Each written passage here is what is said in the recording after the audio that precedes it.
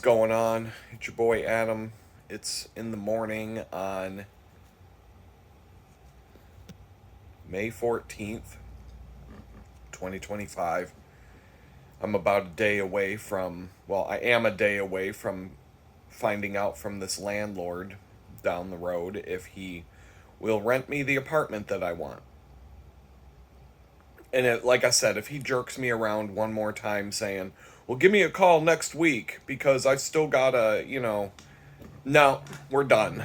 I'm going to make a move on the other place if that's the case. Unfortunately, I don't want to live in the other place, but I have to do something. I can't be in this place at the end of the month. I don't. Oh, my eyes are. I'm waking up with. Oh, it's so hard. There's like some sort of film over my eyes when I wake up and it blurs my vision. I got to get some eye drops or something. Some Visine or who knows what. I'm on with you guys because I got nothing else to do. Once again, imagine T-Mobile. Their network is down again. I had 300 megabit per second download speeds, and they only give you 20 to 30 megabit upload speeds, so that's normal when it tests at that range. If you get the nice thing about the fiber optic companies is they give you the same upload speed as you have for download. So if I do move into a place where I can get fiber, my upload speed will match the download speed, but that's aside the point. Today, my internet connection went from 300 megabits per second to 0.18 megabits per second. In comparison, that means that going to Gmail and checking my email will take about 10 minutes to load an email. So it's ridiculously slow. It's unusable. I can't do anything on the internet until they fix it. This happens. I can't go more than 3 or 4 days at the most, and that's on a roll. Like, I remember yesterday I was sitting here going, man, things have been pretty smooth with T-Mobile for the last few days. Now, I can't test the speeds when I'm at the bakery and when I'm not here, so that doesn't mean that they were without problems on those days. But I was only gone Saturday and Monday out of the last several days. But every time I've used my internet connection here, it's been decent. I did go through a few days where there was severe lag, where every time you call up a web page or you do something, there's latency where you type in a web address and you hit enter and it might take 5 to 10 seconds for the page to start loading, but then the page loads really fast. Their network is pure fucking garbage. They offer this thing as a home internet service, and it's so unreliable and it's so bad. You literally cannot use it for home internet, for sure. And the phone that I'm holding in my hand, it is also down. The network is also down. And it's having a real, it's really slow on the phone too, which tells me it's not my device, it's them. But, I get on Twitter. When you have a support issue with T-Mobile, I'm not kidding you. I'm not kidding when I say this. You have to go to Twitter. You have to go to X, Twitter, to talk to their tech support. It's the only way that you can get through to anybody. It's the most ridiculous shit I've ever seen in my life. This company is so bad. So bad. I've never dealt with a company as horrible as T-Mobile. I'm telling you, it's the worst. The worst. AT&T could be bad, but their network only went down for me maybe once. In the 6 years that I lived out in Amish country, the network only dropped the speed to where it was unusable like it is for me right now I can only remember it happening one time, and I remember it was like a day or more, and I was like calling them. I ended up going to the store. The store told me to get a new SIM card and try it, and they gave me a new SIM card, and it didn't do anything. I finally got somebody at AT&T to tell me that the tower near my house was down. Like it got damaged in a storm. And we had a really bad storm a few days before that, and I'm like, why do you fucking companies have to gaslight your customers into going through all kinds of bullshit and telling them, well, it's probably your fault, when all you had to fucking say was, oh, the tower got damaged in a storm? Okay, thank you. That's all I wanted to know. That's a legitimate reason for the service to be acting a fool. So what was happening is, because the tower near my house was damaged in a storm, my phone had to connect to a tower that was 10 miles away. Literally 10 miles away was the closest tower that it could connect to, other than the one where I lived. But the one where I lived was like a mile away. It was close. I don't know exactly where it was, but I used to get a wicked fast connection on my phone from my house. And so it took them a day or two, and they fixed the tower, and my speeds went back to normal, and all was good. But they were gaslighting me whenever I would try to get support for the issue. And all they had to do, they can all look at the fucking towers on their computer system. Oh, the tower next to your house is bad right now because of a storm. Thank you, that's all I needed to know. That's all these fucking assholes at T-Mobile need to do. Fix the fucking tower. Fix the fucking tower. But this tower here, it drops on a almost daily basis. I don't know if it's because I live in the ghetto and they're like, fuck those ghetto rats. Fuck them. Who cares? They live in, it's not the Woodlands. If this shit was happening in the Woodlands, they would fix it in the snap of a finger. They would go pull out all the stops to fix the broken T-Mobile signal in the Woodlands, but they don't give a fuck about the ghetto where I live. And so as a result, my internet will go from working perfect for a few days, and then boom, it's down. And it can be down for a whole day. It might be like I might have absolutely no internet today, and this might go on until tomorrow. So I get on Twitter and I start dicking around with these fucking tech support assholes, and I get shitty with them because it's ridiculous at this point. You can look at my Twitter chat history with them because it's all preserved, and it goes all the way back to February, when I found out that the only way to reach them was on Twitter. So the stuff that happened between February 1st and like the middle of the month is not there. But I literally have every single time that my service goes down documented. And at some point, I'm going to pull it all up, and I'm just going to condense it into a timeline of every single, just to let you guys know how bad this service is. And then I'm going to put out a video as a review of T-Mobile's home internet service and my experience with it and how absolutely terrible it is, and see if that video picks up any traction. Because some people like the service. I've watched plenty of YouTube videos. Some people like it and have good results with it. But it boils down to them. It has absolutely nothing to do with your setup in your house, whatever. It has to do with whether they can maintain the towers that are within your area. And they can't, where I live right now.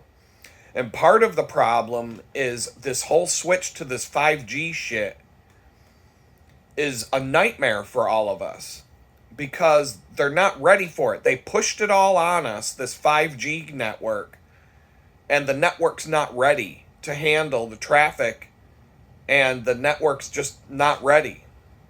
That's why a lot of phones still fall back to the 4G LTE networks, but they're disabling those and they're taking them away, and they're putting out new phones that won't connect to those networks, that will only connect to 5G. And so the problem with 5G, if you know anything about radio waves, it's the same problem that you'll have with your router at home. If your router supports the 2G and 5G Wi-Fi networks in your home, which are not the same as 5G mobile internet for phones. It's just the branding names that they give things. So we'll talk about in your home because it's the same problem. If you have a router at your home that has Wi-Fi that can do 2G and 5G together, you may have already found this out. 2G has a longer wavelength, and as a result, it can pass through walls easier and it can travel long distances. But the speed is not as fast as what's capable on a 5G Wi-Fi network. But a 5G Wi-Fi network is a short wave and it has a hard time going through walls. It can't go long distances, and so it can only travel so far. And for example, at my old house, the 2G network on my Wi-Fi from the router, which the router was in the basement of my house. So that's already a limiting factor. But the 2G network from the router in the basement would travel all the way out to my yard. But the 5G network wouldn't even travel upstairs. You wouldn't even be able to use it up. You would barely be able to. It would not travel from the router down in the basement to the repeater up in the mudroom. So on the repeater in the mudroom, I had to disable the 5G network completely, so the repeater only picked up the 2G network and spread it around as far as it could spread. And I had big antennas. In fact, at some point I got the right antennas and I figured out which antennas to use, and I was able to get the 5G to repeat upstairs, but it was never that good. Like, I pretty much left it disabled all the time because I didn't want my phones, or I didn't want devices to accidentally connect to it, because it was actually slower upstairs than the 2G network, whether you were on the repeater or directly at the router. 5G is fucking garbage. It's fast, but it only works if you're near the device. So it's the same thing with 5G on a cell phone network from the towers. The 4G LTE networks can travel vast distances, and they are reliable and stable. They can go through walls. They can penetrate where you are, and you have a pretty stable signal no matter where you are connected to that network. And it may not be as fast as 5G, but 30 megabits per second to 50 megabits per second is still fast enough for pretty much anything you want to do. If your upload speed is 20 megabits per second, you're going to be fine. The only problems you're ever going to have would be with a gaming device like an Xbox or a PlayStation 5. Because those need very, very fast internet connections, and latency is the number one factor there. You're not actually pushing large amounts of data for online gaming. Graphics and video aren't being pushed. It's just numbers and math. It's basically coordinating with a server, where your character is on a map versus where all the other characters are, and a bunch of other factors. Basically, any information that the game server needs to know in order to coordinate the entire game with everybody playing. And so your connection has to be fast, as in zero latency, which latency is the amount of time it takes when you send a command for a server to receive the command and send the response back to you. That's different than your download speed or your upload speed. So it's 3 factors when it comes to your internet speed: latency, download speed, upload speed. So with these 5G networks that are out now, the signal, once again, it's a shortwave signal, It bounces off walls. It doesn't penetrate walls. It doesn't go good distances. So these cell phone companies have to put repeaters all over the place. And you'll see it. They're putting repeaters on telephone poles and light posts. And they might have a street where, like, every 200 feet there's a fucking repeater being installed on a light post or a telephone pole or something like that, because the signal from the tower is not strong enough to reach your fucking house. And that's a problem. So it's one of these things. When it works great. You can get gigabit speeds on 5G. The only reason I get 300 megabits per second is because T-Mobile throttles my connection to only go that fast. When it works, it works.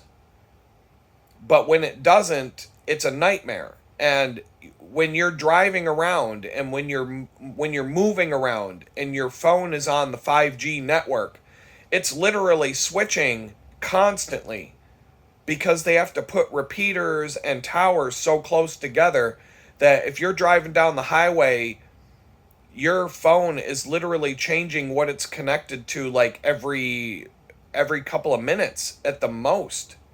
Like, it's just bing, bing, bing, bing, bing. Every time I snap my finger, it's changing the contact point that it's connected to, because the towers can no longer cover a wide area with 5G.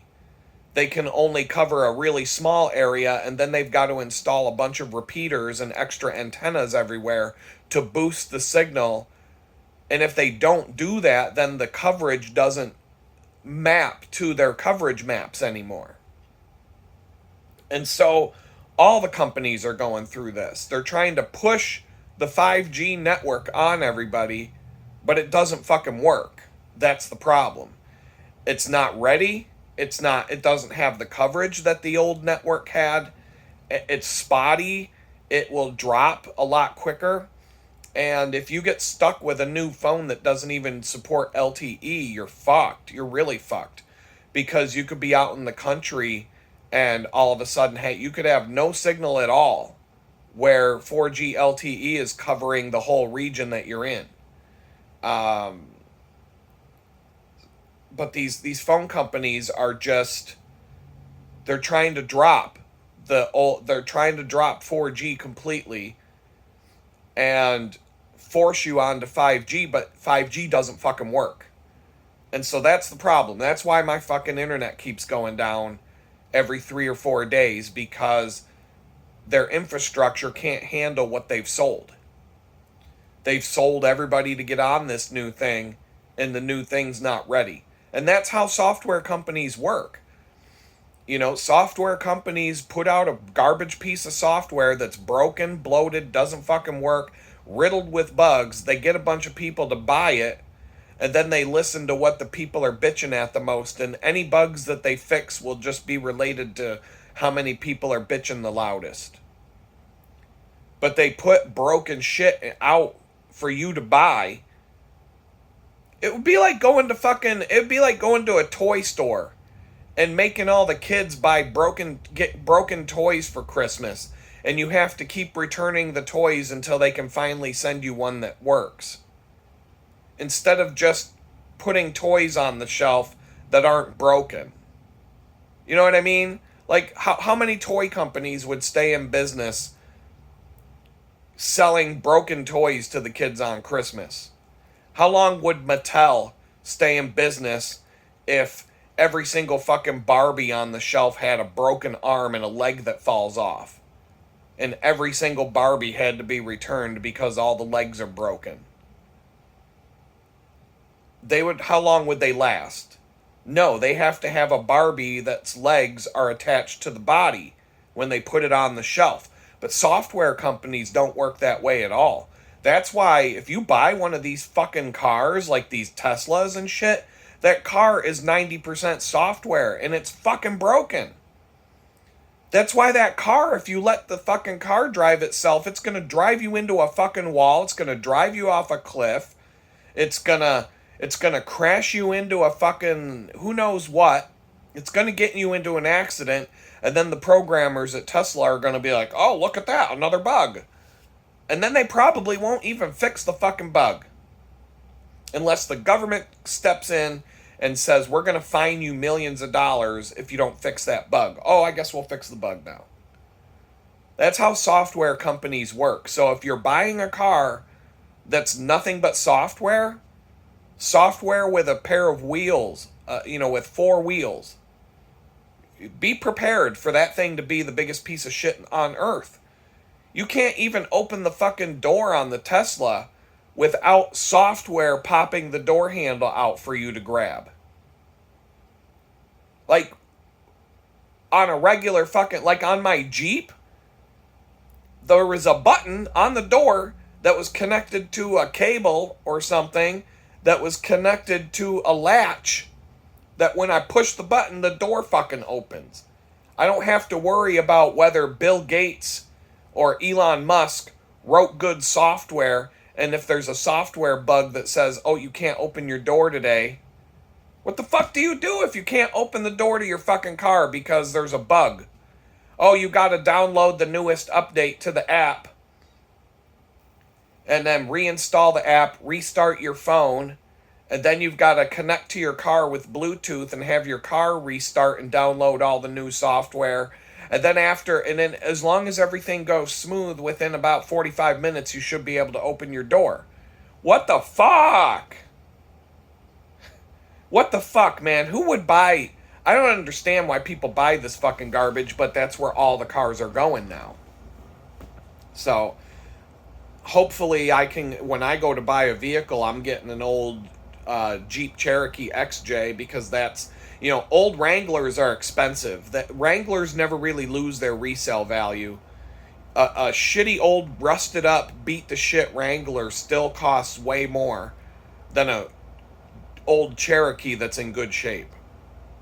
And if that's what I'm gonna buy, it's what I'm gonna buy. I don't know. I'm in this mood right now because my internet's fucked, and I'm drinking my coffee, and I'm just gonna relax. Try to relax. I'm gonna the saying I put in the last video: don't look at where you don't want to go, look at where you want to go. But right now the road's blocked because the internet highway, the information superhighway, is experiencing a severe traffic jam, and these fucking idiots at T-Mobile don't know how to fix it. So I think I'm just gonna get off the video with you guys and go get gaslit by T-Mobile and see what they had to say on Twitter in response to my last message to them. And because now they're telling me, let's troubleshoot this. I'm like, okay, I already unplugged it and plugged it back in, so we can skip step 1. And I'm like, number 2, I'm like, it's your network. My phone is down, my gateway is down. They're 2 different devices on the same network. They're both down. It's your fault.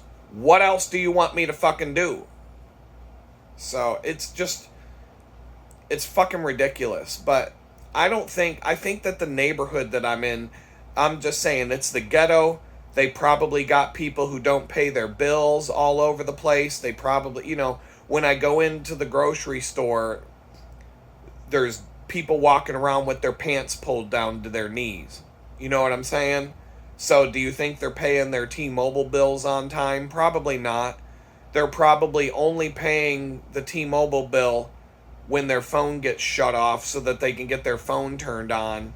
And they're probably only making the minimum payment to get their phone turned back on until they get their phone shut off the next month. So T-Mobile's probably like, fuck those assholes in the ghetto, we're not going to fix the tower. And then I'm stuck here dealing with that fucking bullshit myself. I don't know. That's the most logical explanation as to why this shit doesn't work.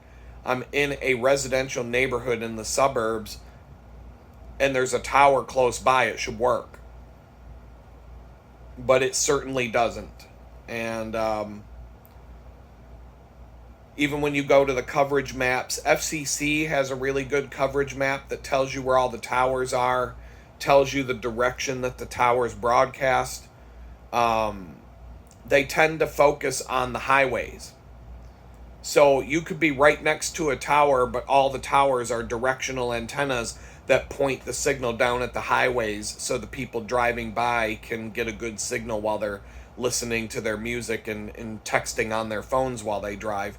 But you at home might be behind the tower, and so you're only getting the residual signal that bleeds out from the back and the sides. Think of it like a flashlight. A flashlight can light an entire room, but the beam is going in one direction, versus a light in a lamp that's going 360 degrees in all directions. So the cell phone towers tend to be directional. And if you're in the path of the direction of the signal, you'll get a better signal than if you're behind the tower, where opposite of where the tower broadcasts. And right where I'm living right now, it's like there's only one tower that actually broadcasts to this area. And so there's no overlap. There's no what's probably happening here is one tower kicked my devices off because the tower's fucked up, and they put me on one of these other towers that aren't facing me. And so the signal is just what's bleeding off the back and the side of the tower. Just like if you shine a flashlight in a room straight ahead, or even outside, if you shine a flashlight straight ahead in an open field, you'll still provide light for people behind you to some extent, but it's not going to be anywhere near as strong as the beam that's going across the field if it's a flashlight. But if you turn on a lantern, then you're evenly lighting the whole area around you, but you're not sending a beam of light all the way across the field. So that's the concepts that you're dealing with. You have to think of radio antennas and towers as light bulbs. It's the best analogy to picture in your head how these things work. The graphics that they always use to describe these things visually are curved lines that emanate from some source, but that's not the right analogy. The right analogy is a light bulb. They should use light bulbs as the graphics if they're doing full color with animation and stuff. A light bulb is the better analogy for how a radio antenna works, or a tower, or a beam, or all the different types of antennas and stuff like that. Lights are the best analogy because it's the same concept, and the things spread the same way that lights do. It's just that radio waves can go through walls where lights typically can't. So I'm just going to leave it at that. I'm going to get off here. I'm going to go see what T-Mobile is saying to gaslight me today. Check my speed, sit and drink my coffee, and if things don't work, even with a slow internet connection like that, there are a couple of things that I can do and get crossed off my list. So, and just hope for the best, and hope that, look where you want to go, not where you don't want to go. And hopefully maybe they'll fix their network today. But anyway, peace out. What's going on, everybody? It's your boy Adam. You can see in the background there, I've got some bicycle shop rags hanging up to dry.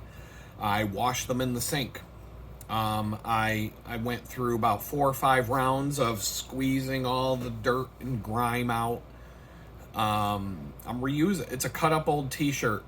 That's one thing about going to a job interview at Ollie's, where I got hired, and they gave me 2 brand new t-shirts to start my job to wear as my company uniform. Made some really nice bicycle rags out of that. So that was my payment for going to a job interview after getting shot down after the background check. At least got some shop rags out of it. But I'm stingy and I don't want to throw them away, so I washed them out the best I could in the sink over and over and over again with laundry detergent, and just let them soak overnight. There are a couple of them that are really, really grimy that no matter how many times they get washed, it's going to turn the water black. So the other ones are actually pretty decent. So I'm just letting them dry. I've got a plastic tub that I store them in, a plastic food storage tub, and that's also the tub that I use to put solvent in. So I'll fill that tub up with half full with mineral spirits, and I'll drop parts in and shake it around, and that's my ghetto parts washer for now. At some point, I'll get a real parts washer, and at some point, I'll get real shop rags. And then how I wash my shop rags and keep them, clean, who knows? If I get a pack of a couple hundred shop rags from Amazon and I have to go to the laundromat anyway, well, there might be a giant laundry machine right next to where I'm washing my clothes, and I might just have to drop all of the shop rags off in there and put a massive amount of detergent in there and let that thing rip. And so I might do 2 loads every now and then, but to go through that many rags to the point where they've all got to be washed, that would take a long time, because one t-shirt cut up, I was able to get 3 bicycle maintenance days out of that before they finally got to the point where I had to try and wash them out and see if I could get some more life out of them. So, but when you work at a bicycle shop, there's a rag service. They just, you put all your used shop rags in a bin. The rag service comes, picks them up, drops off a stack of clean ones, and they just, they use industrial strength washing machines and industrial strength detergents to get them as clean as they can be. And they don't have to be brand spanking new. They just have to have the dirt and grime out of them. Because, you're just transferring that to a bicycle if you don't. So I went through all of my rags last weekend cleaning the bicycles. And at some point, if you've got I'll have a dirty rag that's full of solvent and full of stuff, and I will just coat, I'll use that rag to coat everything, the chain and everything. If I'm not taking everything off the bike, I'll just use it to wipe things down to get solvents and degreasers onto stuff. And then I take a perfectly clean rag and wipe everything down to get it all perfectly clean. And so it's like, it takes time, but those bicycles came out so nice. They look so good. I've got my fancy water bottle on the way. And as far as T-Mobile is concerned, let's see here. It's usable now. It went from 0.18 megabits per second. In the last 15 minutes or so, we're back to it's even faster now. It was at 90 megabits per second, and now it's closing. Now it's up over 300 again. Now it's back at the normal speed. So there was an outage this morning. It looks like we're done with that. I can go back to work. My upload speed is a little slow. It's looking like 5 megabits per second upload speed when it should be between 20 and 30. So whatever's happening is working itself out, but that's all they can do. They're not going to fix anything for you. The only reason I bitch all the time when it goes down is because I can get them to give me credit on my bill and get a free month of internet out of it. But they're getting to the point where they don't want to keep giving me free months of internet. And I'm like, well then fucking fix your shit. Fix your shit so that it works at the speed that you advertise it at, and I won't keep bitching at you. I never complain when things are working. So fix your fucking shit. And I wouldn't even complain if it went down once in a while. But when it's multiple times a week, when you can't go more than 3 days without having an internet outage to where you can't do your work, and constantly having problems, then it's just, it's like I have nothing better to do but sit and bitch to them. And, I know that nobody that works there cares. I just read you an article that shows They don't care. They are literally trained from their superiors to get you off the phone. Like their only goal is to get you off that phone. Get them off the phone as fast as you can, gaslight them, tell them something like the towers might be down for the next 3 days so that they don't call you back in 3 days. Because if the customer calls back and complains again, you get dinged on your performance review. If you take longer than 4 minutes on the phone with them, you get dinged on your performance review. You lose your bonus. You lose your job over it. Like, it's coming from the top down. The top down knows that their service is garbage. There's nothing they can do about it. It's going to work for some people. It's not going to work for others.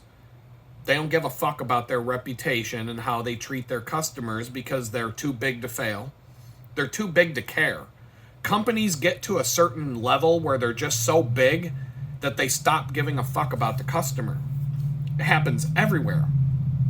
Big banks, big telephone, big internet, big any company that's big, like Fortune 500 level companies don't give a fuck about you. Even Amazon, customer service. Amazon has always been considered to be like the best customer service out there, but now they've gotten so big they don't even care anymore. They may cave in still. Like if you complain to Amazon and you have a legitimate complaint, they're probably just going to give you money to shut you up.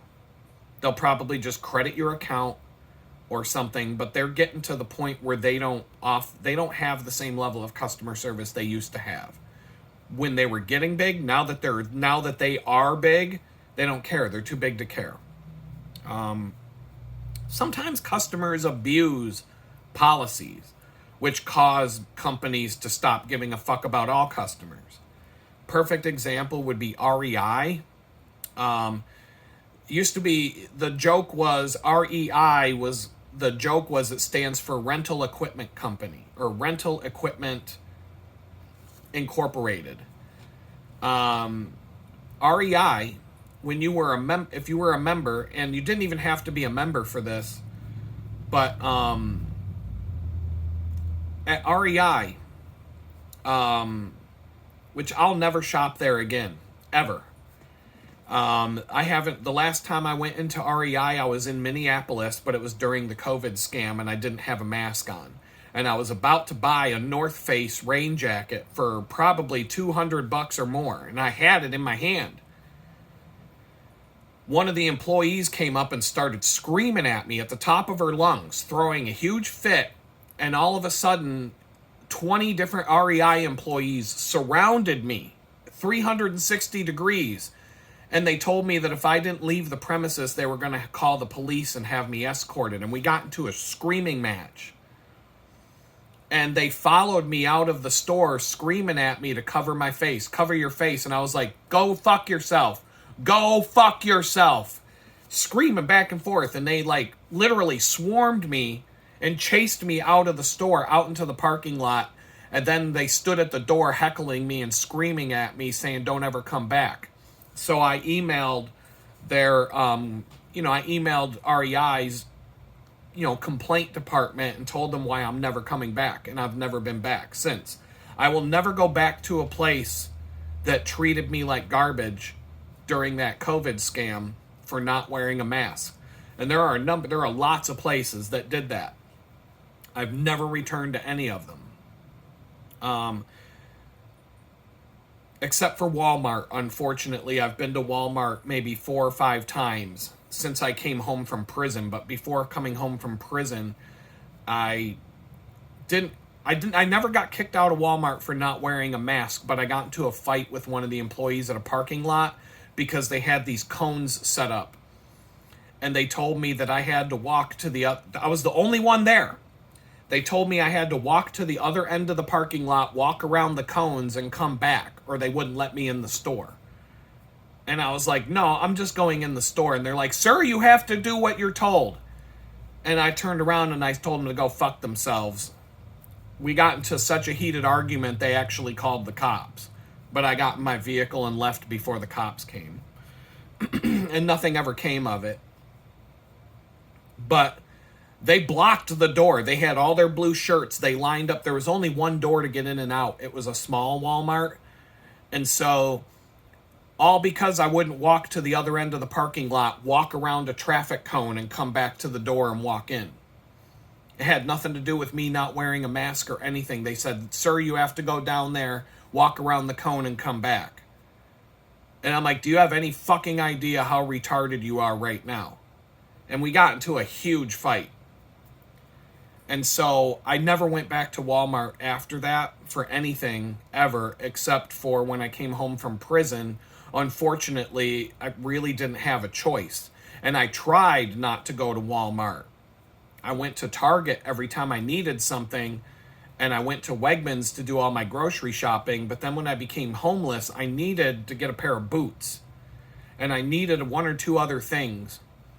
And I ended up going, one time I almost went to Walmart to buy a backpack, and then I stopped at a Salvation Army on the way and found a bag that was perfect for me. It saved me from going to Walmart. But at one point I needed boots. And there was another time I needed to go grocery shopping. This was when I was living at the apartment with my ex. And I needed to get a couple of things that I couldn't get at Target. And so I'm like, crap. And so I ended up going to Walmart to pick those things up and did my grocery shopping there. So I even feel dirty about talking about it now.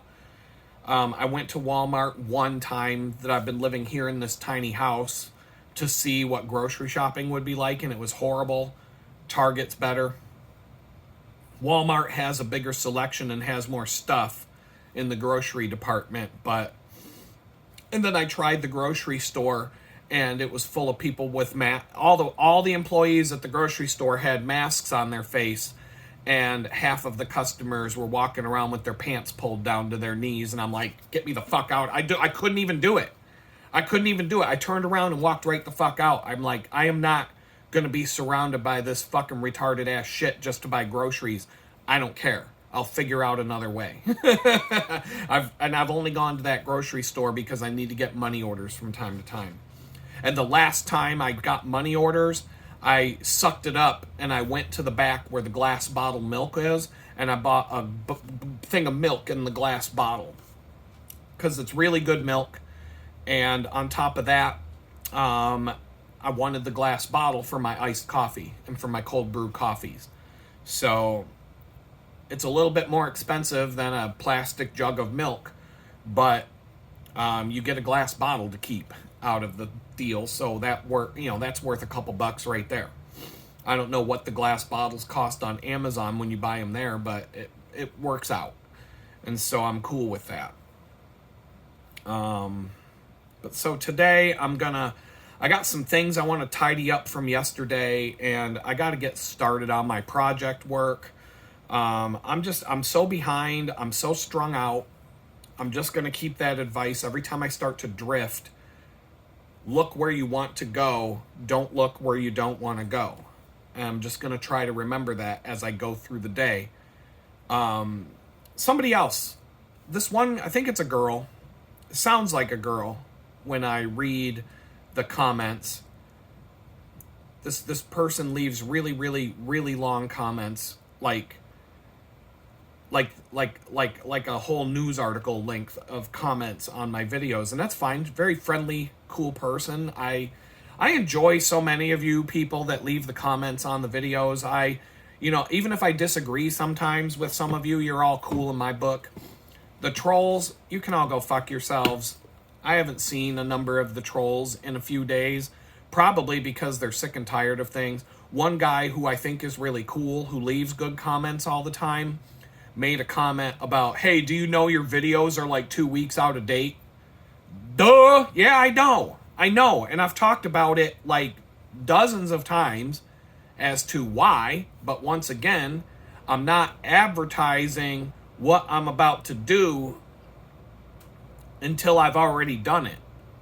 I'm not going to put up on a YouTube video, hey, I'm doing this, I'm doing that, I'm moving out at the end of the month, I'm doing this, I'm not advertising publicly what I'm up to until 2 weeks after it's done.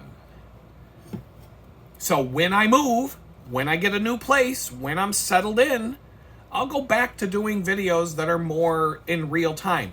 But here's the fucked up thing. If I didn't tell you the day I recorded the video, in the video, none of you would have any idea that there's a delay going on between when I'm talking and when I'm posting.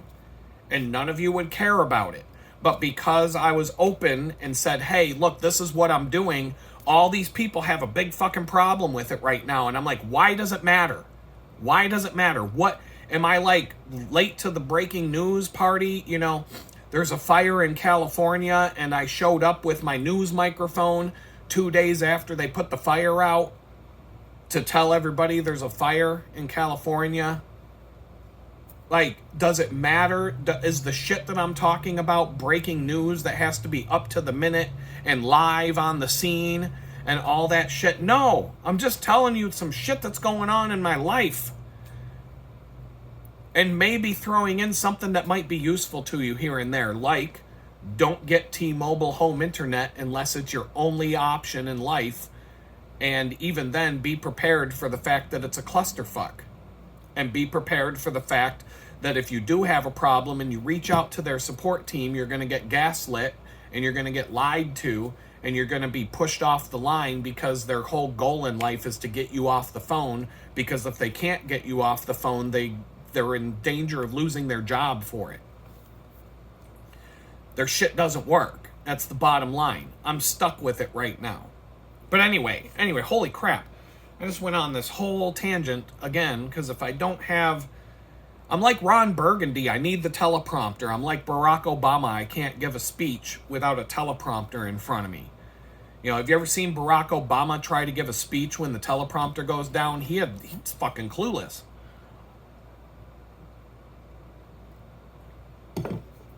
That's me when the teleprompter goes down. I just go off on 10 different directions. But somebody left a comment on a YouTube video that I released yesterday. Big long one. But it was all about how God is doing things to put you in alignment with whatever his ultimate plan is. And it may not always be the ideal situation for you, but it's preparing you for the next thing. And I think that goes right in line with all the things I'm saying. Right now, it feels like I'm about to level up. And when you're playing a video game, and let's say you're on level 3, you might get all the way to the end of level 3 and just breeze through it and have no problems. There might be one tricky jump that you've got to time just right, and you might fall into the pit of spikes, and you might have to try it 2 or 3 times. But generally speaking, you might get from the beginning of level 3 all the way to the end of level 3 and in relative ease. But then you get to the boss at the end of the level, and you might have to fight that boss 10 or 15 times. You might get so pissed off that you can't beat this boss that you start throwing the controller. But the controllers cost so much money these days, it's like, no, you're not going to throw your controller. But you're going to get mad. Like, there are times where I'd play a video game like that and I'd get pissed off, and I'd have to either hit pause or turn the system off. Just like, I'm walking away. I'm going to go outside and see the sunshine today. Go out and do something fun. Get the fuck away from this for a while. And I watched my best friend at his house when I was living with him. He'd be playing Call of Duty. He's a whole different person when he's playing Call of Duty. He's like, he's the chillest motherfucker you'd ever meet until you put a controller in his hands and he's playing Call of Duty. And he's like, oh, you motherfucker. Fuck you, you fucking fuck. Just shit like everything coming out of his mouth. His little girl's sitting right next to him on the couch laughing at him. And he just looks over. He's like, do as I say, not as I do, little girl. You know? And I'm just like... But I do the same thing when I'm sitting in front of my computer and I'm working on something. I'm building, especially if I'm coding and working on a website and doing programming work.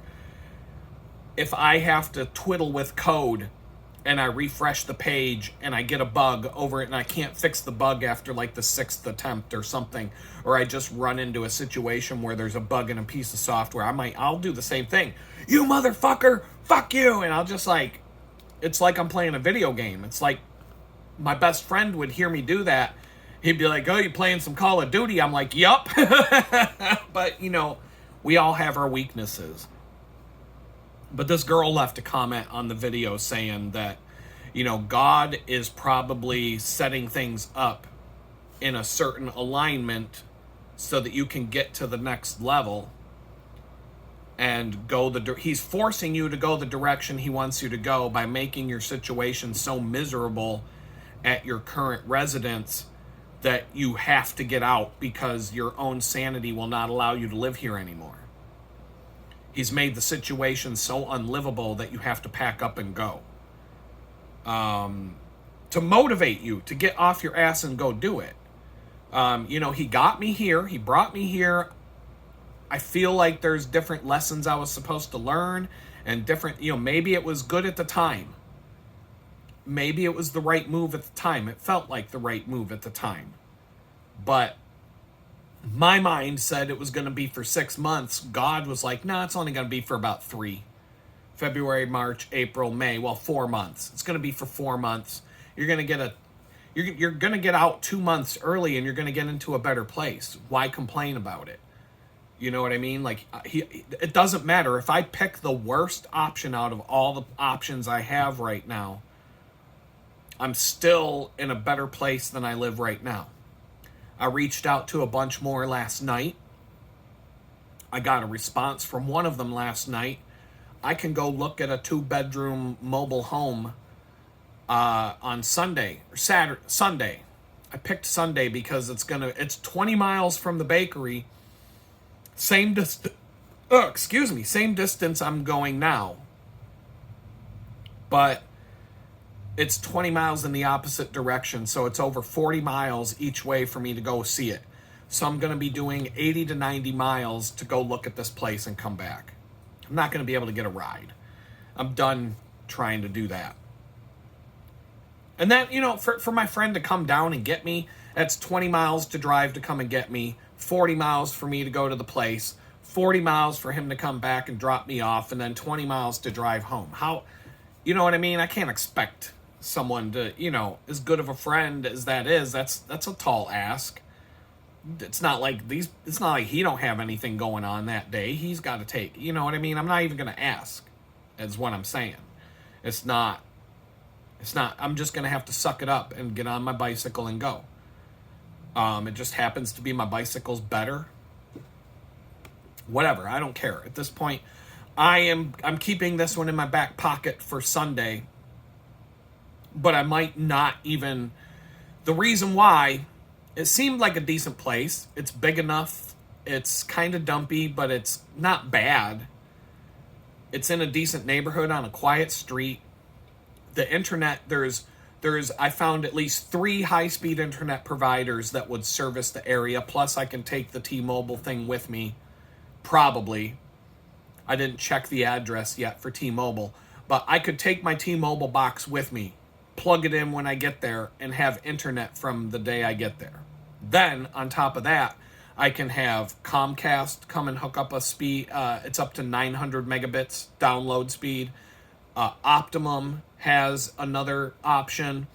I didn't check AT&T Fiber yet, but they're all showing up as available at that address. And the woman who owns the place says Comcast already hooked up a line to the place.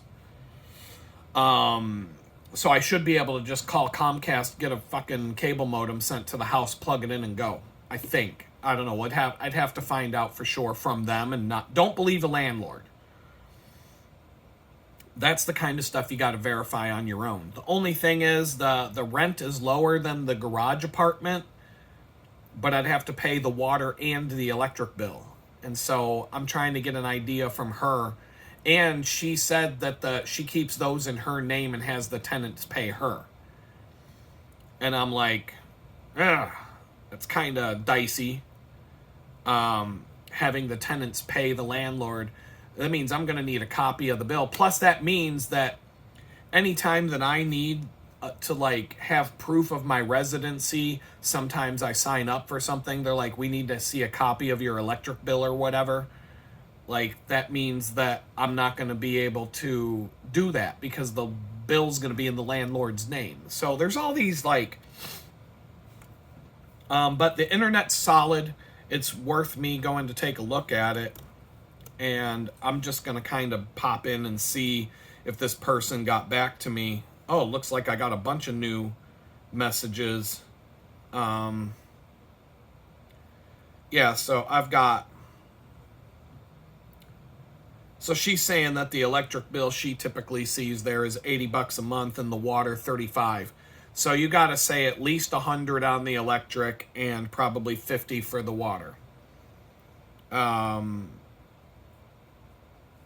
You know, and obviously it depends on the usage. So I'm fine with going to look at the place, but I'm keeping this in my pocket for Sunday in case. So if Thursday comes around and the garage apartment falls through, I am going to reach out to the shotgun house owner and claim it and just try to get it done. And if that happens, then I'll cancel going to look at this place on Sunday, and I will reach out to the person so they're not like, you know, expecting me. As soon as I know, they'll know. But I'm reaching out to a few places this week in an attempt to cover my ass in case everything I've looked at falls through all at the same time. So it's not, I'm not focused, you know, it's like look where you want to go, don't look where you don't want to go. It's more like just hedging my bet, trying to make sure I have something available, because I do want to move at the end of the month, and I'm focusing on where I want to go, so I need to make sure I have a place to go, one way or another. This particular one it's in a nice area, and I wouldn't mind living there. Plus, it has a washer and dryer on the property in the house. It's 2 bedrooms. So I could set it up conceivably, like my son could come and visit me there. There's benefits to all the places have pros and cons. All of them are way better than this. I think it even had a dishwasher. In the photographs, I couldn't tell, but in the kitchen, it looked like there's a dishwasher in the kitchen. I'm like, booyah! That would be a blessing to have a freaking dishwasher again. Especially, I mean, a dishwasher, my goodness. That's like, that's crazy talk. So a dishwasher, a washer and dryer, like the only thing that would be a pain in the ass is it's 5 miles to Kroger to the grocery store. So I would have to outfit a bicycle with big grocery racks to go back and forth to the grocery store, and I would have to move into doing most of my grocery shopping online like Amazon. So, and just rely on, but the grocery store would be pretty much on the way back to and from the bakery. So I would be able to time things to where like I'm coming back from the bakery, stop and get a few groceries. There's more than one way I could probably handle that until I can get a car. And then there's a couple other places that just emailed me back, so I'm gonna get off with you guys. I'm gonna go look at the different messages I've picked up from other landlords, and one of them is a big fancy apartment complex, and I don't think they're even going to give me the time of day with a criminal record. And there's probably a whole bunch of bullshit that goes with trying to get that place, and I don't know, it's not really, it's a nice place, just not sure if it's the one. And then there's another one that might be 10 miles. It might be 10 miles from the bakery.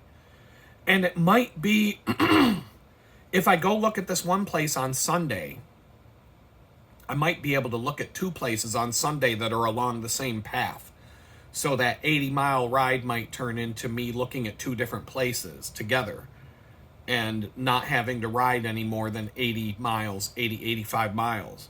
So another thing that I did was email the bike shop in Galveston that's looking for a full-time mechanic. I just sent them a message through their Facebook ad where they're looking for a mechanic, and I just outlined, look, this is the experience I have. This is where I'm at right now. I didn't talk about the criminal record, but I said, look, I use a bicycle for transportation now. I mean, is a bike shop going to judge me for using a bicycle for transportation? And then if I said, if you guys actually wanted to talk, I would be fine with riding my bike down there. I might just stay at a campsite in Galveston Island at the state park for a night or two if you want to talk and get to know each other. And then at that point, I would have to find a place to live down there. But there are places, there are available rentals down there. And so, like, if for whatever reason I move down there, if I can get a full-time mechanic job at a bicycle shop would be enough money to pay for an apartment. And it would be enough to get on my feet. And then my freelance work, if I am working, let's just say I lived on Galveston Island and this bike shop was a 5-minute bicycle ride. I wouldn't even really have to put on bicycle clothes, just put on jeans and bring an extra t-shirt to change into and ride down to the bike shop or wear my shorts or whatever I'm going to wear that day. Or I could just have a bundle of clothes sitting there for the week and just wear, whatever. But if it's 5 minutes to get to and from, because everything's close together down there. Let's just suppose I have a quick ride to a place like that. It's a laid-back gig. All I'm doing is working on bicycles and talking to customers all day. It's not going to be the same level of physical labor as the bakery is. I can tell you that for sure. I won't have to stand all day. There'll be, when you're working on bicycles, you can have a stool. You can sit on a stool while you do certain things. I mean, I get up and even when I'm working in here, I have a little stool that I sit on while I'm doing certain things. And then I get up and I sit down and I get up and I sit down. Whatever makes sense. But you don't have to be busting your balls from the time you clock in to the time you leave. Bicycle shops can be busy or they can be dead. I feel like this is the kind of bike shop that people come in and rent bicycles from, and the business has more to do with tourism and people down than it does. But there's probably a local crowd that buys stuff from them. I don't know. I just got a feel for it by looking at their website and their Facebook page and stuff. So I mean, that could turn into something. I don't know. It might not. I might move somewhere and all of a sudden it turns into something. But the garage apartment that I'm looking at right now has a month-to-month arrangement. So like he would put it in the lease that I can leave without having to give more than a month's notice. So there could be opportunities here. I figured I wouldn't leave. The ad popped up in front of me again last night, and I said, you know what? I don't think that it's too far. It's like it's not the right opportunity at the right time, in my opinion. But I don't want to leave the stone unturned. If they paid me enough money to work full time, whatever that means, 40 hours a week, if they paid me enough money to do it, it would be worth my time. I really don't know. Like in New York, it would be worth your time because they got to pay you at least $15 an hour. Here in Texas, minimum wage is $7 an hour. So who knows? They might say, well, we can pay you $10 an hour. And at that point, it's like, yeah, it would be fun, but there's a lot of hassle involved, and it's just, I don't know, it's just not the right time. Maybe some other day. Maybe I'll move to Galveston one of these days, but it's hard to move somewhere when you don't have a car. But Galveston would be a drive. If I had to go to the bakery, that's a drive. Like the amount of gas and wear and tear on my car would probably cost me more than I make. It's hard to say. It depends on the car. It depends on the mileage the car gets.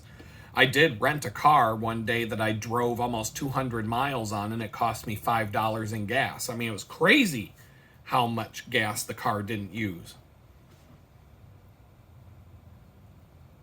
But, I'm just going to play it one day at a time. I'm going to look where I want to go today and try to not look at where I don't want to go, and follow that advice. That's been the big message of this week for me. and we'll just see where I go. Peace out. What's up? I'm back again. Disappointing week, that's for sure. Not a huge deal. I decided to try out an expensive water bottle for my road bike, the Red Rocket. I'm looking for a water bottle that I can mount under the frame. Now, I already used a cheap basic bitch water bottle cage and a small, short, stubby water bottle, and it will work. I've done it. I had it mounted there for years, and I went on bike rides, but I wanted something better because I had to bend the water bottle cage all out of whack to make it fit without rubbing against different things, and I put a smaller chain ring on, and that's made the clearances even tighter down there. And so I don't like the way it works right now. Well, I bought this really expensive. I'm not even gonna pull it out of the bag. Well, I am actually.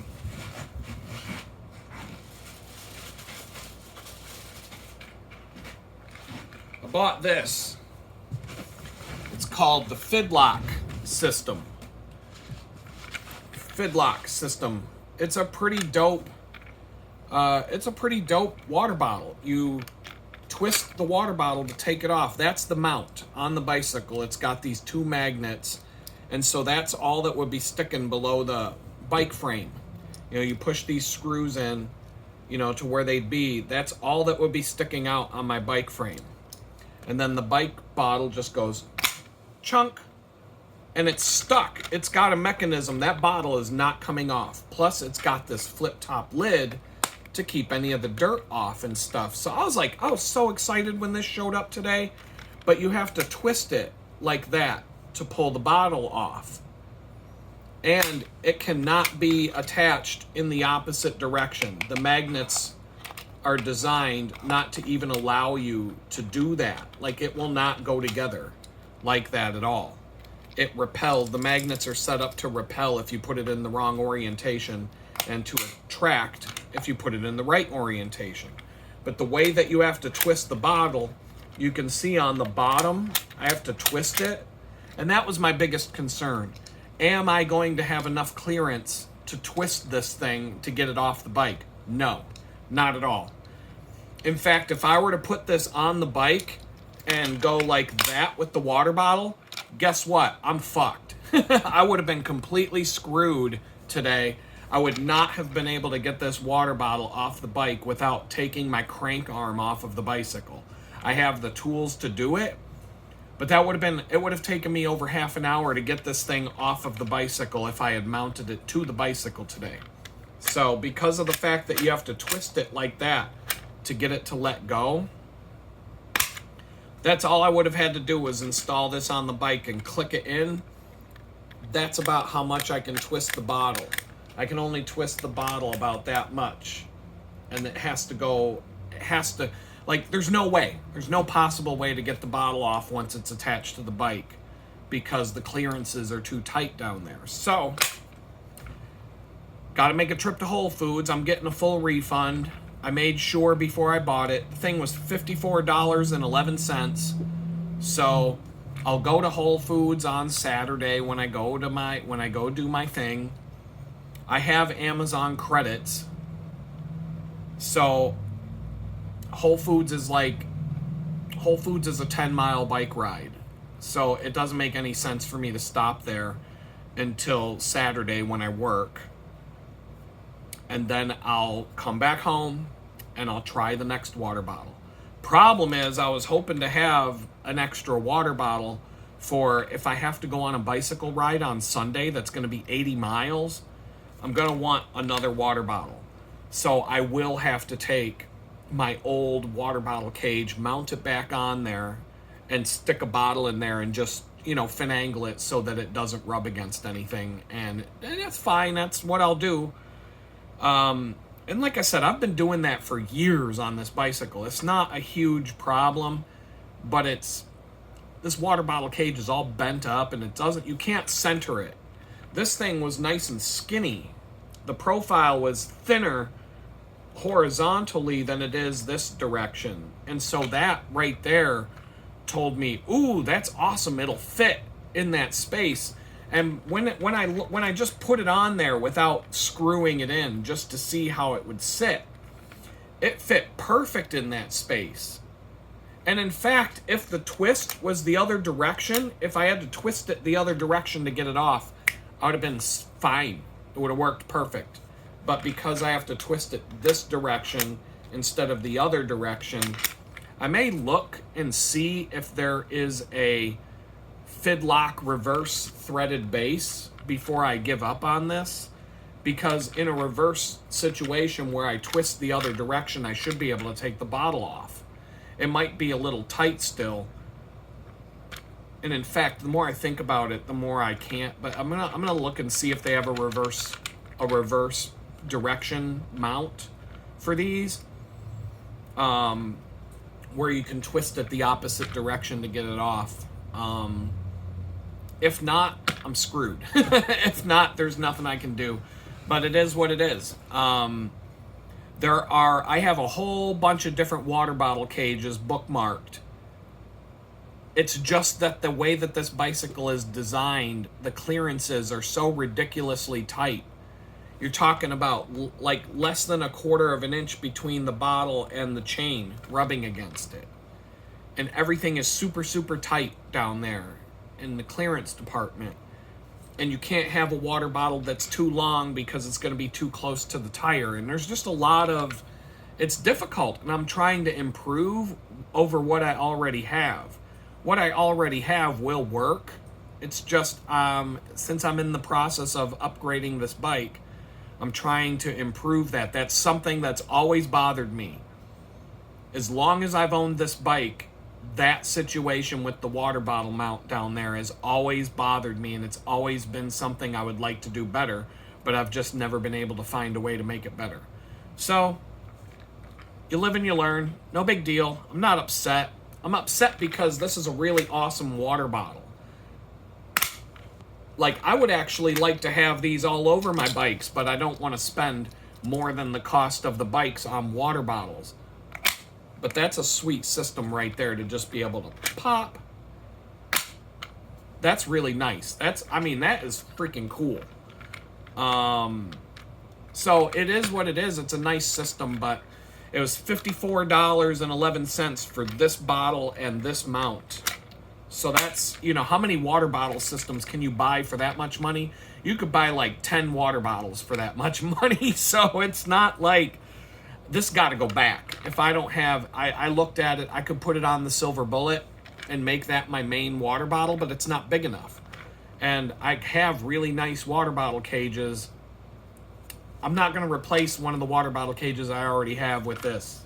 So it is what it is. It's going back. I'll just keep throwing updates out throughout the day and see how it goes. Peace out. What's going on, everybody? It's your boy Adam back at you again. I am having I can't focus. Call me a lazy piece of shit. Call me whatever name in the book that you want to call me. I don't fucking care. When your mind is completely fucking shattered, you can't do things that require mental capacity to do. I'm struggling. Like, I have not struggled like this in... I can't remember when I've had this much trouble concentrating on anything. My mind is completely shot the fuck out. Like, completely. And it goes back and forth. You keep seeing it in the videos. Some days I'm feeling better than others, and I can't get into the fucking rhythm that I need to get into. I need something to break. I'm at the fucking limit of what I'm able to do. Little things. The bicycle water bottle situation. I gotta send it back. That's another trip to Whole Foods. It's another... just the fact that I have to return this thing and go to Whole Foods on my way home on Saturday means I have to risk my life to ride on the most ridiculously batshit crazy road imaginable just to get home from there. just to return this thing. And I keep looking at, one option after the next, and like, I'm going to try a different water bottle system. It's not expensive. It's going to be like $15. 17, 8, it's going to be like $18. In fact, I almost had enough Amazon credit from my previous return to try it and have it delivered on Friday. It's definitely disappointing that this custom water bottle that I just got doesn't work, because it is freaking awesome. I'm not gonna lie. But I'm gonna have to go for an 80-mile bicycle ride on Sunday, possibly. There's a chance that I won't. My plan is right now, tomorrow morning. I think this is what's bothering me. Tomorrow morning, I've got to call the landlord that's jerking me around and see if he's going to let me move in. And if I have a feeling, I don't know. Look where you want to go. Don't look where you don't want to go. So my plan is, if he jerks me around again and doesn't, either tells me no, or he gives me this, maybe, I got to think about it. And if he does that again, I don't have time to wait for him to make up his mind at this point. Unfortunately, it's just not meant to be at that point. And so I'm just going to take a deep breath and let it settle. I'm hungry as fuck, too. Like, that's part of my problem right now. This place is so out of control. I don't have space to make a meal. My fridge is almost empty. I guess I could make some peanut butter and jelly sandwiches. That'll help. That's one thing I can do right now. In fact, when I get off of here, I'm going to make some peanut butter and jelly time, and that's going to help. Because part of it is I'm not eating as much. I'm not eating when I should eat. I got a massive headache because I didn't eat yet today, and it's almost 3 in the afternoon. I need anything at all today. That's messing with me. Like, everything, this fucking piece of shit landlord. Oh, I fucking hate this motherfucker so much. He has completely flipped my fucking life upside down since April 3rd, and now it's May 14th.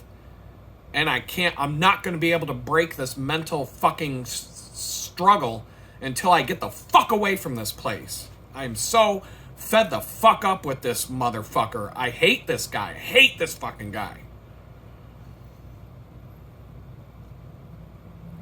Like, I'm done with this fucking shit, man. And I just, but, just take have patience. I'm going to find out one way or another tomorrow. When I look at it from the standpoint of, I wanted to move at the end of April. I really wanted to move at the end of April, but everything just didn't work out. Everything just kind of didn't work. Tomorrow, I'm going to call the guy. If he jerks me around again, if he says no, I've got another place. I'm going to call them, and I will literally go there tomorrow and pay for the move-in cost. And then I'll figure out how to get the electric turned into my name, and that should be all I need to do to move in. But it's, there's other things that are going to be a factor. Getting a moving truck, seeing if I can get help from a friend to help me move. And then I've got to deal with, moving, packing everything and moving. And, it's going to take longer to pack and move than it took the last time I moved. And it's just all this extra time that I got to put in on everything because of this fucking scumbag piece of shit, fucking slumlord dickwad. All the extra time that this has sucked out of my fucking life because of him is like, it's taking a toll on me, something fierce. And I go in and out of being out of my mind angry, and then I calm down and I start looking ahead. I stop looking at what I don't want to look at and don't want to do, and I start looking at where I want to go. But mentally, I can't fucking focus at all. The bakery is like a godsend right now because that I can do. Physical labor I can do. I can go on a bicycle ride. It actually helps clear my head a little bit, but the energy that it robs me of, like, I cannot sit in front of my fucking computer and focus on anything right now because of the fucking stress this scumbag put me in and this position that he put me in. You can't do, like, nobody can go into a job and do mental stuff if their mind is completely shattered. You can't. I'm not the only one who will say this, but, you know, when you do people who are going to comment below and say I'm a lazy piece of shit, shut the fuck up and do your job, are people that work with their hands and people that stand on their feet doing physical labor all day where you don't have to think. And could you go to your job and do the physical labor and stand on your feet all day and lift heavy bags and all that shit if you broke your arm or you broke your leg? No, you'd be out on disability or some sort of medical leave. But when you work with your mind, if your mind is fucked, you can't do the mental work. It's just like breaking a fucking leg and trying to play soccer. It's not gonna fucking work. So I can do a little bit at a time, but it takes so much. And I look around and it's just nonstop chaos. Everywhere I look, it's just chaos, chaos, chaos, chaos. And I'll sit here, I'll get to the point today, I'm like, all right, stop. Try to get this place clean. Try to get that out of the way. And it's just, it's like today alone, I've gone on this roller coaster of being optimistic and being at the bottom of the barrel and being optimistic again and at the bottom of the barrel at least 8 or 9 times. Just since I woke up today. And so there's got to be a way for me to get motivated to get started on some things. But it's like every week I get behind on 10 different fucking things and then I've got to do those 10 things and get caught up on them. And then I can start doing what I need to really get done to move forward. And then I neglect those things. And then a week later, I'm behind on all of it again. And I got to do it. And then I got to spend 2 days of my life getting caught up on that shit. So I can never get in. I can't get out of this broken cycle that I'm in right now without a change, without a change of venue.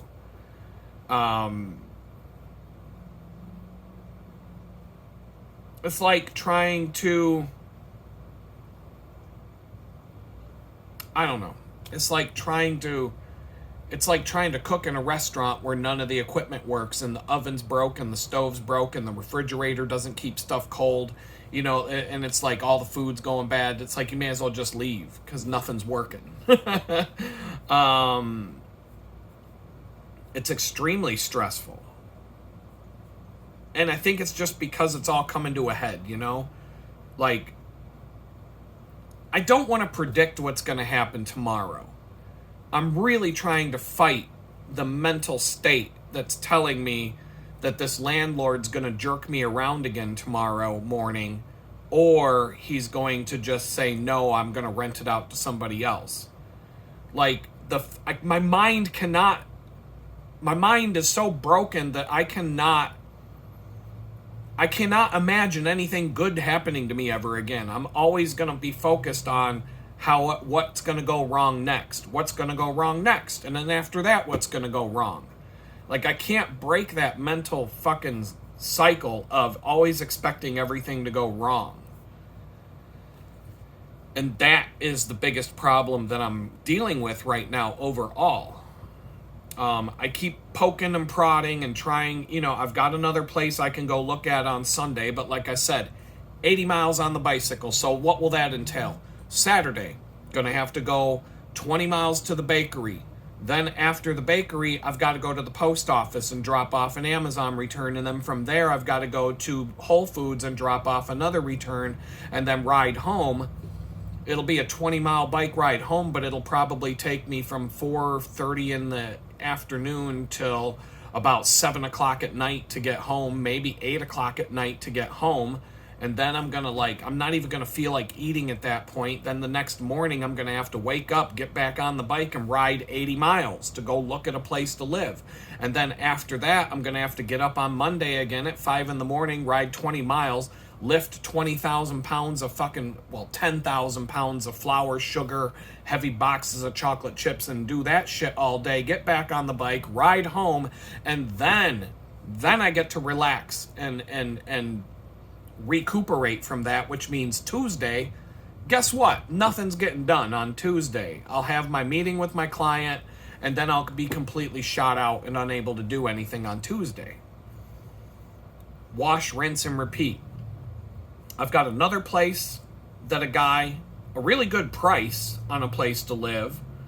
But I just looked at the distance again from the bakery. It's 29 miles. Good location, but a 29-mile ride each way to go to the bakery. Affordable, absolutely affordable. I did not check the internet availability yet, so that could be a factor. But the place that I'm going to look at on Sunday, if I go, if nothing else works out, I at least already know that the distance to the bakery is the same I have right now, and on top of that, the internet is widely available. 2, 3, 4 different companies, high speed, all the way around. I should not have issues with that. So that, and it has a washer and dryer and possibly a dishwasher. There are pros and cons, just like everything else. But that could be a good option. It'll be difficult to get it all squared away, especially now that I'm halfway through the month. But it could be a good option. I wouldn't be able to look at it until the 18th. If I say, yes, let's do it, I'm going to be really tight on money. But I might be able to throw down on it and get it done. And then I won't have to worry about getting the utilities switched to my name, which that's a plus. The only thing I would have to worry about is lining up a moving truck. But the U-Haul is going to be expensive, because that's going to be, if I don't know what would be better. Get a U-Haul that's close to the place. Probably that's the better bet. But that means I'm going to have to ride my bike or get a ride to the U-Haul place that morning. And then I'm going to have to come all the way back here, get my stuff, and then go all the way back there. So it's a 40-mile differential between here and there. So I'm going to put about 100 miles on a U-Haul van, which will be about $60 in fees. But that's, it's going to be about $100. That's not the end of the world. I can make it happen. No matter what, I'm going to have to get some sort of vehicle to move my stuff. So that's neither here nor there. But yeah, this one place that I have listed to look at on Sunday is potentially a decent place. It's, I want to say it's slightly dumpy.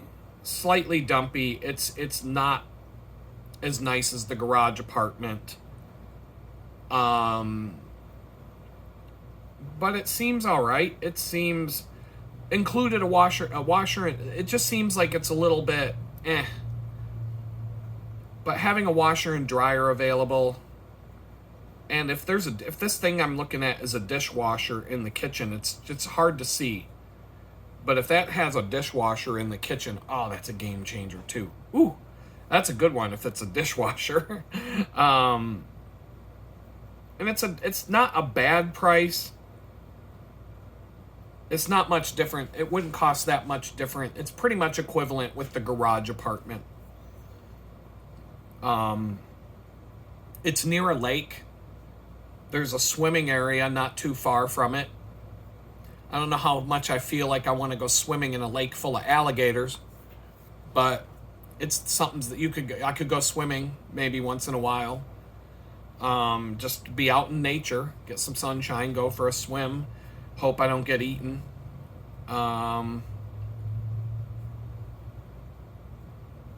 Definitely, I don't know. I'm having a hard time mentally. I have a list of things to do right in front of me, and the thing with the bicycle water bottle, that's taken up too much of my time. I thought it was over today. Now I'm back to that. And I feel like I need to figure something out before Sunday. But I can't. I mean, Saturday is going to be the day that I return this one. I'm not going on a 10-mile bicycle ride that's out of my way just to do this and come back for no reason. That's just a waste of time. And it just sucks. It just, every time I have to ride down this one road, I hate Houston. I found a video. There was a video I watched on YouTube about dangerous cycling. I don't know what it was. Somebody left a comment about how a person left a comment under the video saying they live in Houston or moved away from Houston and it was the best thing they ever did in their life because it's the most dangerous place they ever rode a bicycle, etc., etc. And I replied to it and I said, I just moved to Houston in September and I agree with everything you said. And so now I got into this like comment conversation on this YouTube video about all these people chiming in saying Houston is the absolute worst place to ride a bicycle in America. It's been voted the most dangerous city in America to ride a bicycle. It's horrible. The people are horrible. Just like people all over the place will back me up that it's the absolute worst place to ride a bicycle in America. I'm not going to say the world because I think there's worse places than this in the world. But America, it is. It is the worst place to ride a bicycle in all of America. Like, I cannot even, like, it's so beyond the worst place I've ever ridden in America. I can't even think of the worst place I've ever rode a bike in America because Houston is so far above that. I can't think of any place that really got under my skin like Houston does riding a bicycle. I can't think of anything. I'm talking about all the big cities, New York, Philadelphia, Boston. I went rollerblading around Boston on freaking rollerblades in April when it was still kind of cold and wet out. And I had no problems riding rollerblades down the streets of Boston. Let alone a bicycle, which is a lot safer. Like I said, Miami, St. Louis, Cleveland, Pittsburgh, Charlotte. I've never rode a bike in Atlanta. I don't know. There's other places. I've been to the places that people would be scared to death to ride a bicycle are not as bad as Houston. Houston, you should be scared to death to ride a bicycle, even on a bicycle path. You should be scared shitless to get on a bicycle here. You're taking your life in your hands every time you do. And I'm saying this from somebody who's been riding my bicycle on roads since I was in the 3rd grade. I used to ride my bicycle to school and back 6 miles on roads. Some roads actually that have high-speed traffic. But my mom was like, this was when I was a kid, parents just let the kids run. I was in 3rd grade. My mom was like, all right, you can ride your bike to school now. I was probably 10 years old. I don't even know. I might not have even been 10 years old yet. My mom was like, yeah, go ahead. You can ride your bike to school 6 miles each way. No cell phones. She gave me a little bit of money. It's a little bit of change to, if something happened, find a payphone. I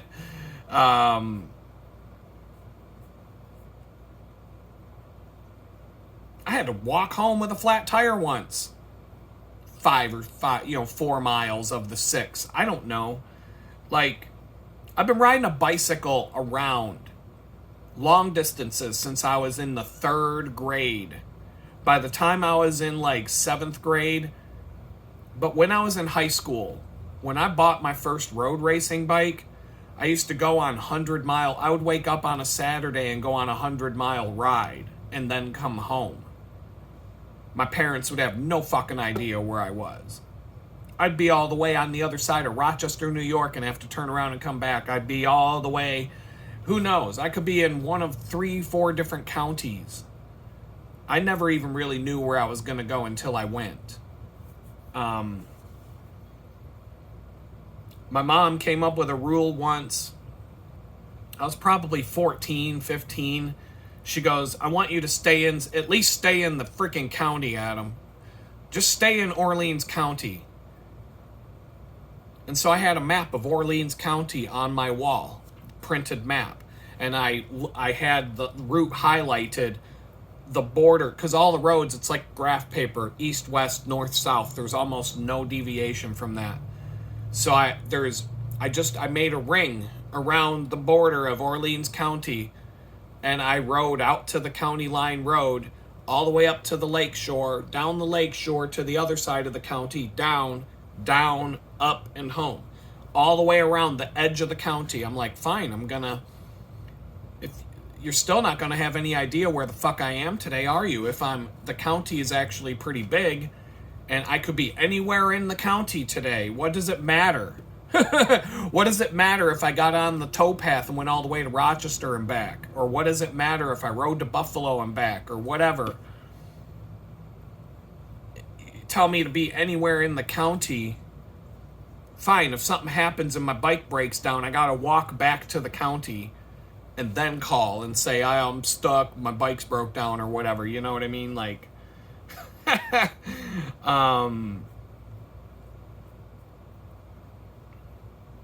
I've been riding my bike since I was in the 3rd grade on roads. And here I am, I'm 49 years old, and Houston is so far above and beyond the craziest shit I've ever seen in my life that it blows my mind. Someone who's ridden all over the fucking place. My mind is blown. Like, I had no idea how bad something could be until I got here, and I'm like, wow, this is fucked up. But I'll deal with it because I have to. It's part of it. And I don't know what I would do for fun on the bicycle if I didn't have to ride it for transportation. Like, I don't know. Like, if I had a bike rack on my vehicle, I have no idea where I would go to go on a bike ride. Because I've never been somewhere that didn't suck balls. I haven't gone on a bicycle ride yet where I was like, I've been on a few back roads out in the country in certain areas around here where I'm like, this ain't so bad. Until cars come driving by and, start screaming and yelling at you, and the asshole in the lifted up Dodge Ram blowing the big black cloud of smoke on his way to home to beat the shit out of his wife gets mad because he had to go around you. But other than that, there have been a few places where I'm like, this is like normal level of riding a bike and dealing with people's nonsense. I think it's just the area that I'm in, to be honest. This rich douchebag-filled suburbs, people are a lot worse over in the Woodlands than they are on the other side of the creek where I live. As soon as you go across that bridge, the fucking Woodlands assholes are... It's crazy, the difference. But this one road is so toxic and so insanely dangerous that I really don't want to ride it, but I'm going to have to ride it on Saturday. And then the funny thing is, on Sunday, if I do go to look at that house, it's going to be... I'm literally going to have to go right past the bakery where I work. Because once again, there's only one way to get from point A to B anywhere I go around here. There's no other options. And when I say that, it's not 100% no other options, because when I come back from the bakery and have to stop at Whole Foods, I'm going to go a different way to get home, because there's 2 bridges. To go across this creek, they're 8 miles apart. So am I going to backtrack 8 miles to go across the other bridge and then come all the way back and make my ride 25, 30 miles? No, I'm going to go the quickest way home, which actually makes my ride 18 miles. It's actually 2 miles quicker to get home going to Whole Foods on the way to drop this stuff off, it reduces my ride by 2 miles. But it's so much more outrageously dangerous to save those 2 miles that I'm perfectly fine. I would add 10 miles to avoid that shit. But I don't want, but I'm not going to do it because it's going to be so late by the time I get home, and it's just, it is what it is. I make myself visible. I stay a safe distance as far as I can to the right. You can't always do it. But you know, and people are going to honk, scream, and yell and throw fits, try to run me off the road and try to kill me. And it's just a matter, it's just what it is. It has been a little better lately. I've noticed over the last few weeks I haven't been getting as much harassment out on the roads as I have been before. I don't know if it's a change in weather. I don't know what it is. And I'm fine with it. I'm not arguing about it. I'm cool with it. But I'm just like, I don't know. I've got some stuff I want to get done. I'm hungry. I got to go grocery shopping now. It's like, I got to put on this stupid fucking backpack and go over to the grocery store and pick up food. I don't want to spend the money because that takes away money that I need to move, but I'm almost out of food. I have certain things, but I'm missing certain things. I try to spend $50. I end up spending $100 every time I go to the grocery store because groceries are so outrageously expensive now. Some things are the same as they've ever been, but a lot of stuff has just gone way through the fucking roof. And so, you know, yeah, eggs came down in price. Thanks, Trump. Nothing else has. I don't know, man. I'm irritated. I think I'm irritated about the bicycle water bottle situation not working out. And now I have to go do this, like, and go to the post office. I don't even have an envelope to put the stupid thing in to take it back to the post office and mail it. I'm just probably just going to have to buy one there if they have them. Try to get that done. Try to get it all done on Saturday. But my plan is tomorrow, call the landlord. If he jerks me around, tells me, well, I haven't made a decision, maybe I'll make a decision, I don't know, I've got a couple other people that want to, if he does any of that, I'm over it. Time to move on. I am going to call the other landlord that has the shotgun house and try to make a move on it because I want this to be done tomorrow, 15th of the month. I had another apartment complex email me back or message me back, and then she sent me some documentation about their requirements to move in. Holy fuck, dude, you'd go through less of a fucking stringent background check to join the CIA. They wanted all kinds of crazy shit. And no, I wouldn't be able to move in because of the felony. So it's like, I deleted the conversation. I knew that would be the case. You can't move into one of those fancy apartment complexes without going through some shit. The moving cost would have been low. Their deposit was low. But they wanted so many different things. Plus, they wanted to use, one requirement would be using my current landlord as a reference. I can't. So, I don't know. All I'm going to do is reach out to that. You know, I got 2 places to reach out to tomorrow. Hopefully one of them clicks. I can just write it. I can call it finished. And I will stress out between now and the end of the month, even if I get a place, because then I'm going to be like, okay, what do? I got to scramble to get this done. This is really pissing me off. It's kind of, you know, I'm not saying it's amazing, but it's I'm not saying like it's like it's just a lesson. Like I said in an earlier video or two or three or four, that when I came home from prison, the person I was living with was going through the same shit with two landlords, not just one, but getting raked over the coals and strong armed and scammed by two different landlords at the same time. And the amount of stress that has put me under dealing with just this one guy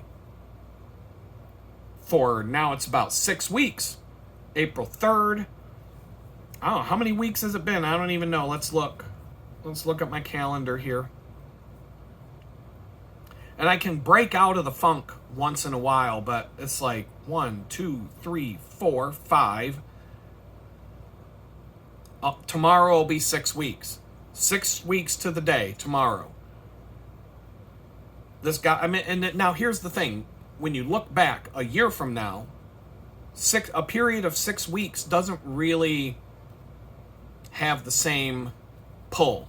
You know what I mean? A period of 6 weeks is not the same as, a year from now, I'm going to look at a period of 6 weeks like it wasn't that long of a time period. But when you're in it, it's completely different. Time, your perception of time changes radically when you're in the middle of a trial versus when the trial is in your past. You know what I mean? And so 1, 2, 3, 4, 5, 6, 7, 8, 9, 10, 11, 12.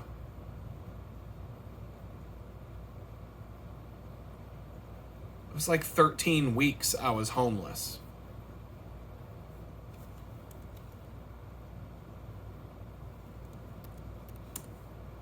Maybe more. No, I was 115. 16 weeks I was homeless. I guess. Yeah, I'm doing something wrong. I was homeless for like 16 weeks. It doesn't seem right because I put out 115 days. My last homeless video is day 115. So I'm like, how is that? But I'm looking at 1, 2, 3, 4, 5, 6, 7.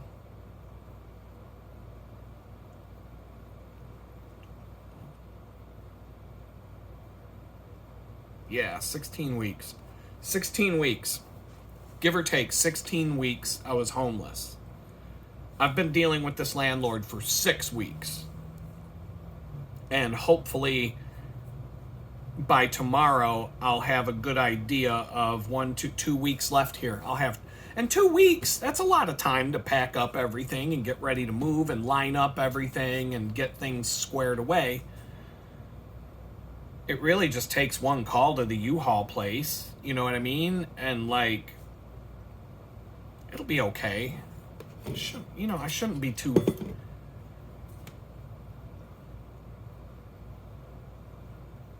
It'll probably take a week or two after I move to get settled into a routine and to feel good about everything and to be like, oh, take a breath, you know what I mean? Like have the money ready for the following month's rent and just kind of be able to like stabilize mentally.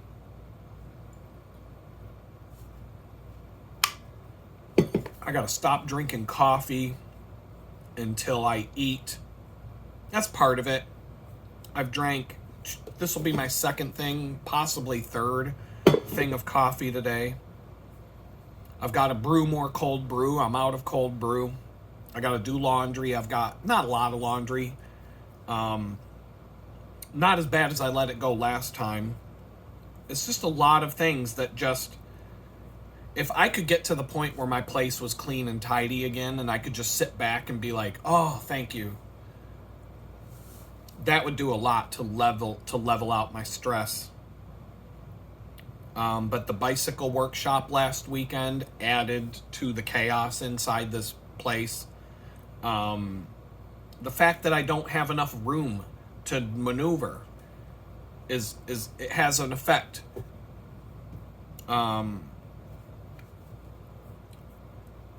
This house that I'm looking at,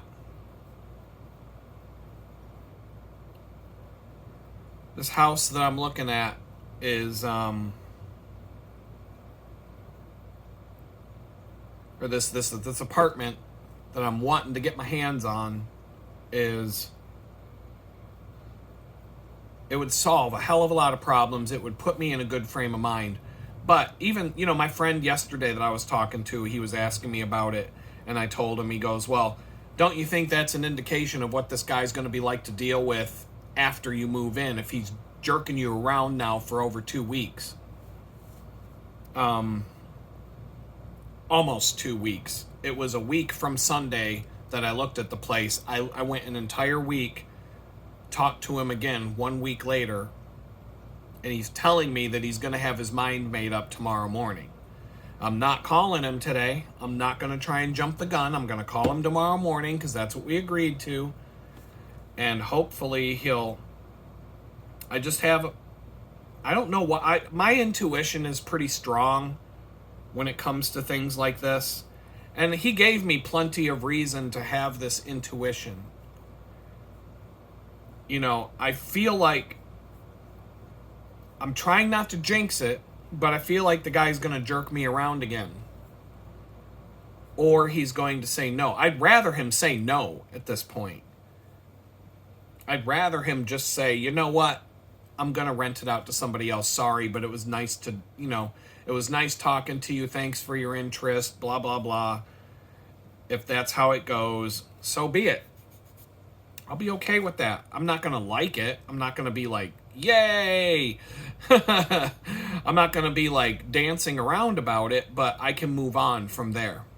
It's the maybe that gets on my nerves. It's like waiting to find out if you got a job. That company that jerked me around with going on 3 job interviews where I met the CEO on the 3rd. No, it was 4 job interviews. It was 3 or 4 job interviews, plus they checked all my references, but they jerked me around for 2 months. And still to this day never actually gave me an answer. I just took a hint after a while, I just stopped checking in at that point. But that was more nerve-wracking and obnoxious than the companies where there was another company in Pittsburgh I went on 2 interviews, and then I got rejected after the 2nd interview, but it was like straight and quick. We're not moving forward. Thanks for your interest. We whatever reason. I was like, okay, close the books on that one, move on, put it away. These places that I've gone to look at, if I open them up right now just to check if they're available, I'm going to delete that one because it's no longer, what's that? No, that's, all right. So, places that I want to move. The garage apartment, according to Facebook, it's still in play. So it didn't get listed as rented before I talked to him tomorrow. The shotgun house. It's not a bad place. It's nice. The construction is new. It's not bad. It's just not great. It's very basic, but at the same time, I could let natural light in. I could leave the windows open to some extent. It really isn't a bad place. It's just when you found a place that's way better, all of a sudden it looks bad. You know what I mean? But it's a huge upgrade from where I am right now. It's just not, it's not a place I'm excited about. And that's all. Okay, fine. That's still available according to Facebook. The 2 rentals in the country are still available. They were cool, really cool places. Kind of dumpy, and the fact that the landlord won't provide any appliances at all. I got to buy a fucking stove and a fridge and a washer and dryer, and basically I'm on my own for all that. One of the places did have an existing stove and fridge, but he's basically saying if something doesn't work, I'm not going to fix it. You're on your own. Well, at least this place had a nice stove and a fridge. Either one of these places would be dope. The internet becomes a problem. And it sucks just because, man, I would have taken either one of these places. They're not very clean. Like they would need some work. You know, and this one kind of leads me to a comment that I got today. And look, I'm not saying that this guy is a jerk or anything. You know, this guy shows up to just about every video I put on, and he's just trying to be friendly. He's like saying, be careful, Adam. Just because they're Trump supporters doesn't mean that they're not slumlords. You thought your current landlord was good. All these new landlords want is someone to move in. They'll be friendly at first. I don't know what I said in that video that made me, like, did I say that I thought they'd be a good landlord because they support Trump? No. I don't even think I said anywhere in the video that I thought they'd be a good landlord. What I did say was that the fact that they were Trump supporters made it so that my criminal background isn't going to be a factor. I told them what I did, and they're like, oh, wow, that's awesome. Like, they thought it was cool. I mean, I didn't think it was cool that I went to prison for that, but they were like, oh, if that's all you did, you'll get along with us just fine. Okay, fine, that's great.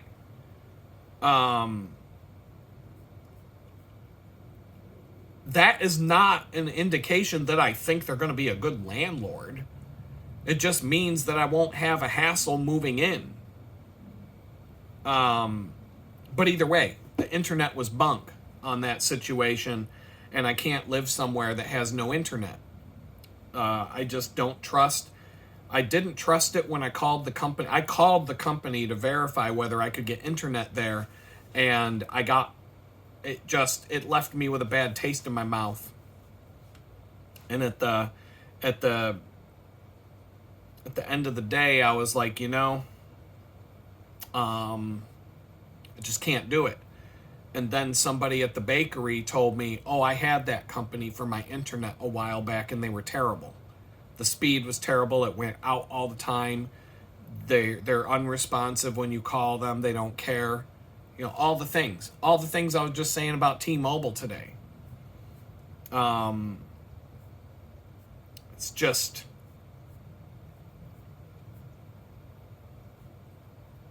I can't do it. I cannot live somewhere where the internet is unreliable. Period. And I don't really think Starlink is an option because it costs $400 just to get in the game, just to get set up from day one. You got to buy everything for it from them. And then it's expensive. It's unlimited bandwidth, but it's really expensive. And the minute the clouds get thick, you lose your connection. So you have to have an open sky. You have to have an open view of the sky. You have to put an antenna out in your yard somewhere on the roof of your house. And what am I going to ghetto run a cord through a window? They make flat cords for things like that can run through a window and keep the window shut. But it's like, how ghetto do I have to get some fucking internet? So the internet is a deal breaker, and I won't go and look at a place anymore if I don't verify that I can get good internet. Thanks to a friend of the show, I was sent a link to the FCC website where you can really dig in and check on addresses and see what options are available. So that helps. That helps. Tells me where to go. Points me in the right direction. So the place that I might go look at on Sunday has 2 high-speed internet options at least, and potentially more. So I'm cool with that. This one out in the country, though, it would have been nice. And I just was like, everything's just a mess right now. And I don't know, man. It's just weird. And I just have, I don't know, man. I don't know what to do right now. I'm kind of just shot out. Like I'm hoping that something breaks open soon. And I just don't know.